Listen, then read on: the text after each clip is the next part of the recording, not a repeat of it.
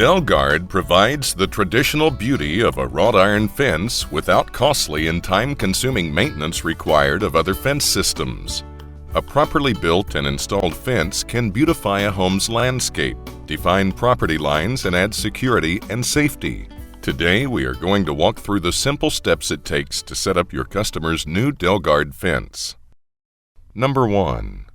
Unpack and sort. Once you arrive on site, unpack the order and inspect the contents of each box to confirm that all hardware is included and that each item arrived free of damage.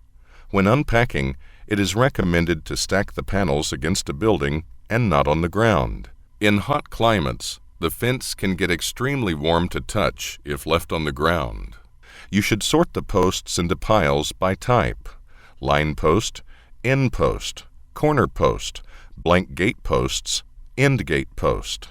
Remember, post caps are packed in the box with the posts. Number 2. Mark the fence line. Once sorted, the next step is to refer to your sketch and mark where the fence line and starting point will be. In this case, the edge of the house will be the starting point. To mark the fence line, tightly wrap string around each stake. Follow the string line when aligning panels and posts. To ensure the most accurate line, make sure the string remains tightly wrapped around each stake. As a general practice, begin installing your fence with the gate posts.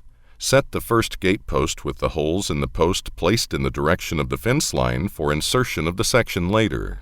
Number 3. Dig the fence post holes. The hardest part of any fence installation is digging the post holes.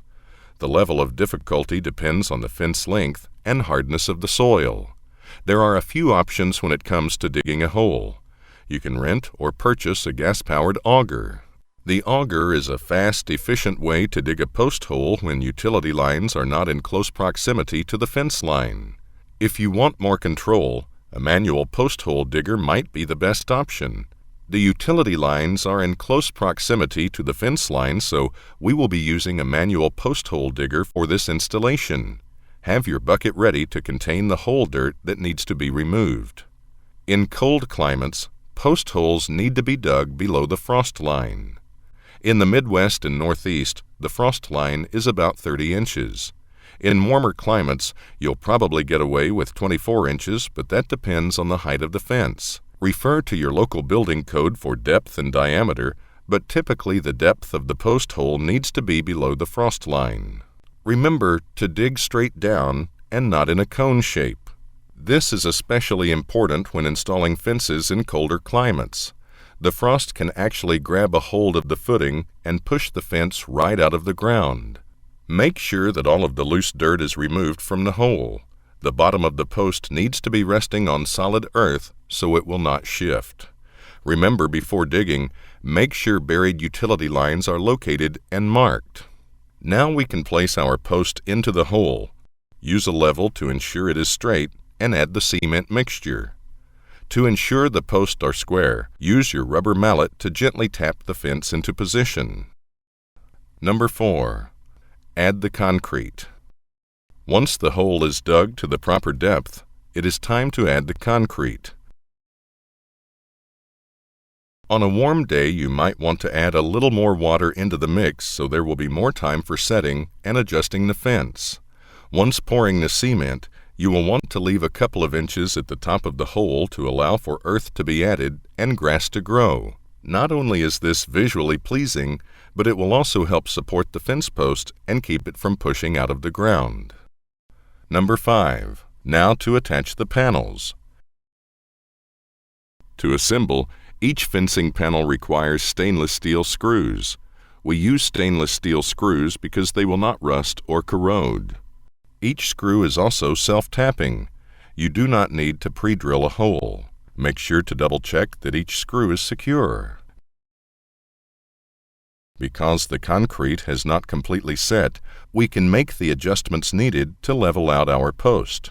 Plumb and level the posts and pickets using your rubber mallet and carpenter level. Fence panel widths depend on the grade of fence. Consult printed installation instructions before cutting any sections. Now measure the centers to prepare for the next post hole.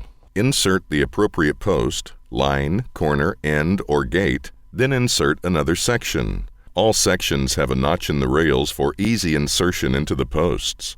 Always check with a carpenter level to ensure each panel section and post are square. Once everything is square, fill the hole with cement to set the post. Continue throughout the project following the previous steps to ensure a straight line. For best practice, you should go back and check to make sure all previous sections and posts are level every 3 to 4 sections. Number 6. Installing the gate. Before installing the gate, you need to attach the hardware. If you are installing the fence around a swimming pool, the gate must swing away from the pool. Since in this example we are installing the fence around a pool, we will place the heavy-duty self-closing hinges on the outside of the gate. Once in place, attach the gate to the hinges with the screws.